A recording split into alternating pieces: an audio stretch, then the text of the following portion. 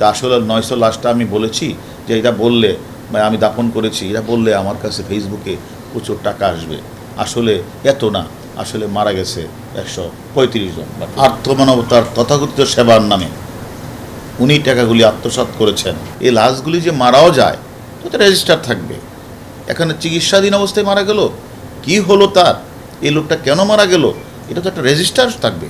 সেই রেজিস্টারে তো তার অন্তত থাকার কথা হিসাবটা, যে এই লোকটার বাড়ি কোথায়, তার আত্মীয় স্বজনকে জানানো। সে উল্টা যে মানুষগুলি অসহায় কোনো বাচ্চা বা কোনো শিশুকে নিয়ে দিয়ে আসতো, এই লোকটা যখন কখনো জানতে চাইতো যে আমি যে বাচ্চাটা দিয়ে গিয়েছিলাম কোথায়, উল্টা ওই লোকটাকেই টর্চার সেলে পিটাতো, আর যেন কোনো দিন কেউ সেখানে কারো খোঁজখবর না নিতে পারে। সেভাবে আমি মনে করি যারা ফেসবুকে এই মিল্টন, এই যে মাদকাসক্ত মিল্টনকে ফেসবুকে ভাইরাল করার জন্য কিছু অসহায় মানুষের ছবি তুলে তারা এগুলি বিভিন্ন জায়গায় প্রচার করতো শুধু টাকার উদ্দেশ্যেই। এখন তার অ্যাকাউন্টে প্রচুর টাকা, কয়েকদিনে 1,50,00,000 টাকা এসে গেছে, সে টাকাগুলি খরচ করে নাই।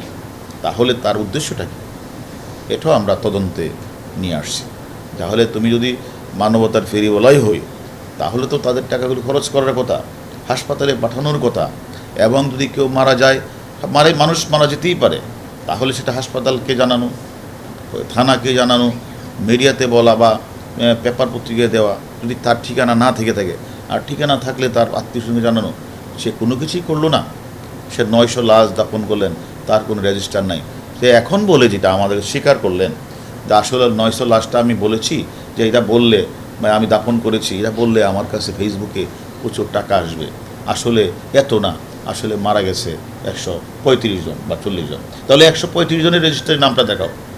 তা আসলে সে যে আরও আমাদের তদন্ত বাকি আছে, আমরা তাকে জিজ্ঞাসাবাদ করব যে টাকাগুলি কোথায় পাচার করেছেন, সে কেন পিটাতেন, সে কেন ডাক্তার রাখতেন না, সে কেন এদেরকে হাসপাতালে পাঠাতেন না, এগুলি আমরা তার কাছ থেকে আরও তথ্য নিব।